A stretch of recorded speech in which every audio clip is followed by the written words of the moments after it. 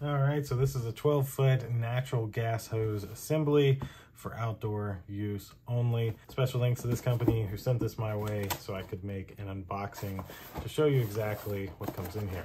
You can see here on the back is the flow capacity, the inlet diameter, the outlet diameter, etc. We open up the top. That's it from there. And so here's everything you get in one nice little bag. Wow, little caps, big disclaimers. This one's a little more heavy duty of a cap with another big disclaimer. Very interesting. This one's like already together. Well, very nice.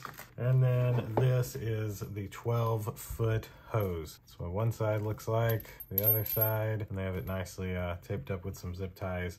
But it feels like good quality. It says that it's outdoor use, so it should be regulated for outdoor gas hose for natural gas. So that should essentially do it for this 12-foot natural gas hose assembly unboxing. Thanks again to this company for sending it to me, and thank you guys for watching. We'll see you in the next one. Deuces.